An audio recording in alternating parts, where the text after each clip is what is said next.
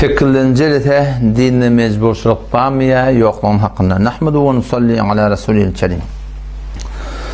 Müslüman oğlum, Allah tebarek ve teala hemizden tevfik versin. Ödümüzü çın Kur'an'ın aytyan musulman etcek bolmaklık. Öl hanım adamı çından Kur'an'ın meyarına vara, Kur'an'ın düdüğüne vara, Kur'an'ın ölçeğine vara, hudaylıklı bolmaklık bize tevfik versin.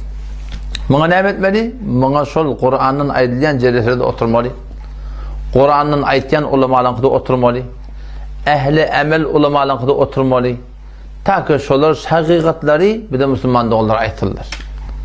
Yine kimin ayet okuyup vereyim. Bıqin hevre bizim bol persimiz %98 Türkmen sehrada Müslümançılık, Müslüman doğrularım doğrusu Kur'an'a ters.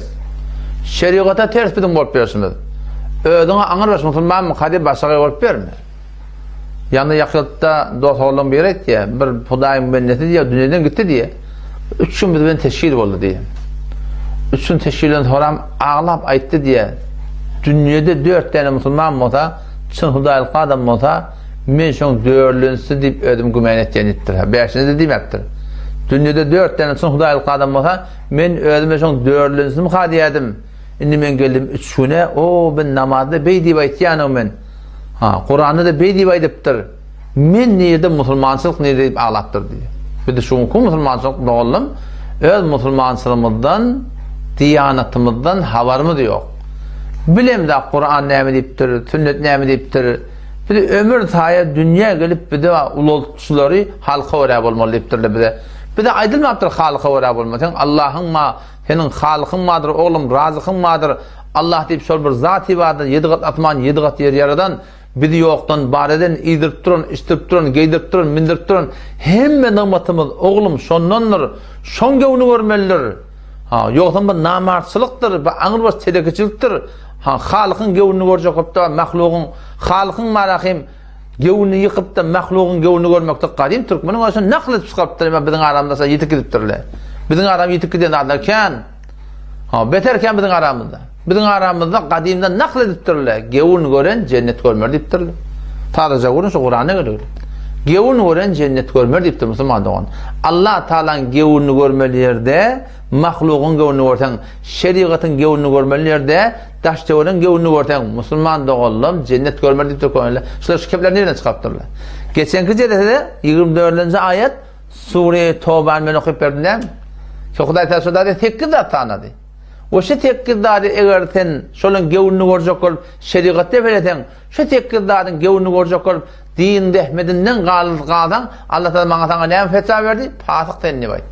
Fasık diyorlar ne mi? Allah'ın aydandan çıkan, Allah'ın aydandan oraya deyeten, sen dine oraya deyeten, sen halka oraya yaşap bir adam, sen halka oraya deyeten, sen iyide oraya yaşap bir adam, sen dine oraya deyeten deyip Huday Teala fetva verdi Müslüman doğan.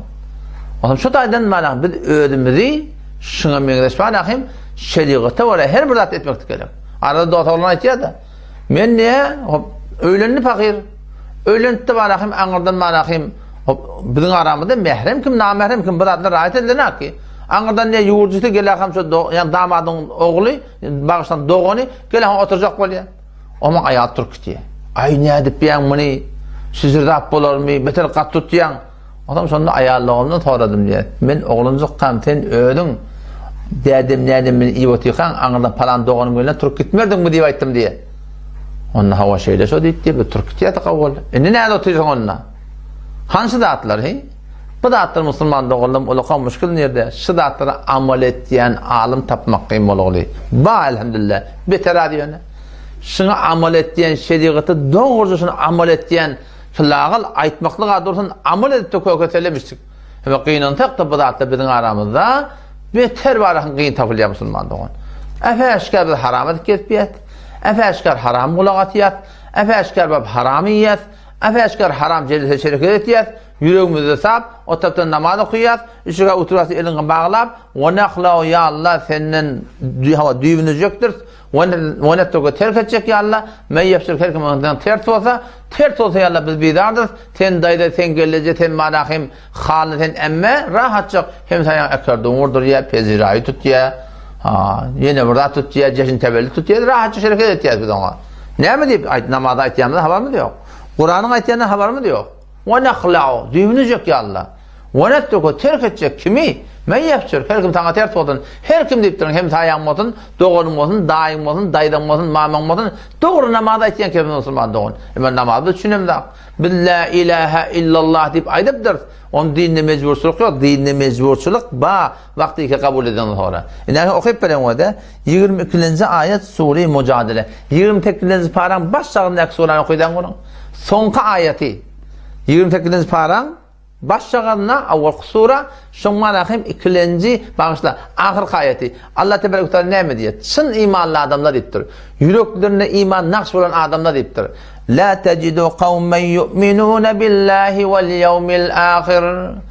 Yu'minuna billahi vel yevmil ahir yuvadduna men haddallaha ve rasulah. Tapmardan bir kavmi diye Huday Teala. Bir kavmi tapmardan Allah bilen kıyamete iman getirip yine de Hudaya ters dururlar bilen dostluk etsinler, katnaşsınlar, otursunlar diye tapmardan bunu diye Huday Teala. Yani bolcuk da ateş diye aytdı Huday Teala. Yani o adamlar Allah bilen kıyamete imanıma mümkün değil ki Huday bilen peygambere ters dururlar bilen katnaşsınlar, otursunlar diye. وَلَوْ كَانُوا آبَاءَهُمْ eğer seni terteşe ataları olsun. Ev ebnâhum ya oğlan uşakları olsun. Ev ihvânahum ya doğulları olsun. Ev aşiretahum ya tayfaları olsun diye. Kim aydıptır? Allah aydıptır. Tapmarsan bir kavmi ki Allah kıyamete iman getirdi. Mümkün ne diye Huday Teala. Sen bolcuk da teşhid deyiptir. Bir adam Allah bilen kıyamata cennet cehennem badip iman getirip de imanı ma deyip aytın. La ilahe illallah deyip aytın. Yine de Huday bilen peygamber ters dururlar katnaşsınlar, otursunlar, dostluk etsinler. Velev ki şöyle ataları olsun, oğlan uşakları olsun, doğulları olsun, tayfatı olsun diye Huday Teala. Allah Teala silah adamlar ne mi diye? Ulaike ketebe fi kulubihimul iman. Allah Teala o adamların yüreklerine iman nakşedildi. İyinin arasında ortava olurdu. İyinin arasında var akım münkur olurdu. İyinin arasında var akım zatın uğrun bilmeyen olurdu. İyinin arasında yekemelek olurdu. Ama Huday Teala'nın anına yüreklerine iman nakş olan adamlar şöyle Müslüman doğun. Ve eyyedehum bi ruhin min. Allah öz feyz gaybiyeti bilen Allah onlardan medet edecek şu dünyada ve yudkhiluhum cennet. O dünyada Huday Teala ol bağlılık basallık cennetliğe alacak. Allah Teala hemişeki halidine fiha hemişeki şu cennete alacak. Radıyallahu anhum. Allah şundan razı meniptir. Ve radwan o da Allah'tan razı olacak deyiptir. İzinden ulaike hizbullah Allah'ın cemaatiyle deyiptir. İzinden ala inna hizballahumul muflihun. Sen necat tapacak adamlar siz adamlar deyiptir Müslüman doğun. Bizim aramızda ne yaparım oğlu? Şu ayetleri onu ödün koydu var. Öd hanımadan koydu var. Biz neyle koyarız Müslüman doğun? Bizim Müslümansımız neyle koyar ya? Vakmin ne mediyin ahim? Müslüman doğullum. Karagözünü döneyin. Köp tattır bilmeyen etiyat. Dua edildi ya Allah'ım hidayet ettik. Şur ulu konuda. Hadi kim? Allah Teala. Hidayet kim geldi? Allah Teala. Biz Türkmen ilin arasında şu ihtilafatı mantıkan hakkında var akım. Ne kadar adamlar ne etmeyecek bilmeyen etmeyenler. Hicab bilen avratın Türkmen farkın bilen ak. Fikrettiği klip skurk edenle sana var akım hicab mı kadiye. Ortam var akım dinanı diyetmek etpiye. O da şeydik getpiye. Yani nekle nereden öğrenmeli?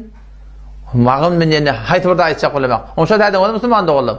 Hakiki diyanatı tapmadan söyleyeyim. Hakiki şeriatı olarak bolmadan söyleyeyim. Allah'tan dua edin. Ya Allah men hidayet et. Ya Allah men doğru yol al. Ya Allah akılın her gayet bırdat diye. Ya Allah men sen aytyan benden bulatım diye. Ya Allah men sen tüyyen benden bulatım diye. Halk kurdisin ya Allah. İyil kurdisin ya Allah. Ol halk iyiliği ki sana ters olsa. Ya Allah sonra nabut olsun ya Allah. Ama ya Allah men sana oraya bulatım diye. Sen men hidayet et deyip Allah tarafı yalvarsak. Dişinde var, hoşunda var. Halasana Müslüman doğan Allah'tan dilemeli. O oradan ağlaca tırıptı.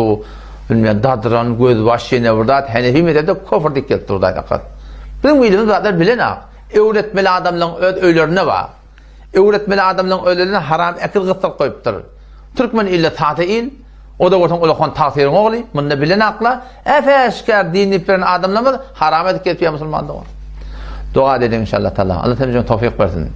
Vesselamu aleyküm ve rahmetullahi ve berekatuhu.